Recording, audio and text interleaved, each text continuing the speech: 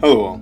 Well, Friday was awful. I have a lot of friends in Paris, and it was a pretty sickening thing to watch. But as I've mentioned before, we don't really do emotion here. So let's focus on the solution. Islamic radicalism in the Western world is actually a much easier nut to crack than we've been told. It's not about more war or further brutalizing refugees, it's about money from the Persian Gulf, first and foremost. Judging from the reactions to the Paris attacks we've seen so far, our governments are going to keep ignoring this. They want to do what they've already been doing, just harder.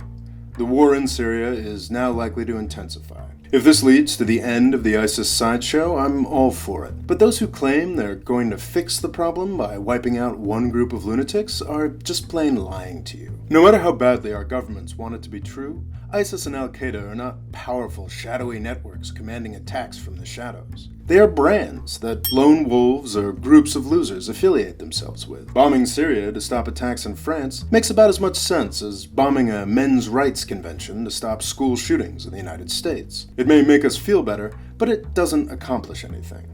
Once ISIS is gone, there will be some other group that appeals to young Muslim losers. The problem isn't the organization, it's the mental architecture built up in the heads of the attackers. The worst reaction to the Paris attacks comes from those who are trying to blame Syrian refugees, the biggest victims of ISIS terrorists. Beyond being vile and cowardly, these people are just plain wrong. Terrorists who attack the West are almost always radicalized in the West. Europe has exported thousands of terrorists to Syria. Syria might have exported one to Europe, but we're not sure about that yet. Which brings us back to that mental architecture. It takes a lot more than just Islam to convince somebody to kill. What it takes is money. Usually Saudi money. For the past 50 years, Saudi Arabia has been doing its best to drive all diversity out of the practice of the Muslim faith. Islam really is a religion of peace. The Saudi Wahhabi interpretation is not. Gulf countries build mosques worldwide, which seems nice, but they also train religious staff in medieval interpretations of scripture, and they fund tons of hateful literature. The Independent has reported that Saudi Arabia pours over $1 billion a year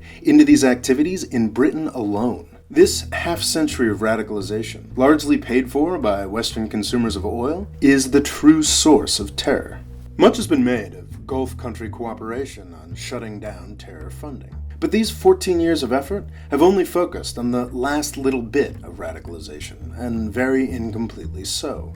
The rest of this mental architecture of terrorism remains in place. Knowing this, Saudi Arabia's offer to build 200 mosques for Syrian refugees in Germany is absolutely terrifying. Any restriction on religion is of course deeply problematic in Western culture. But if we can keep foreign money out of our elections, we should be able to keep it out of our mosques. We need to start looking seriously at what that would look like.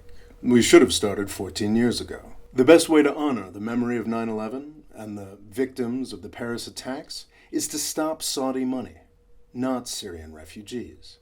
Thanks for watching. Please subscribe. And if you'd like to help me make more videos like this one, please click on the Patreon link here to find out how.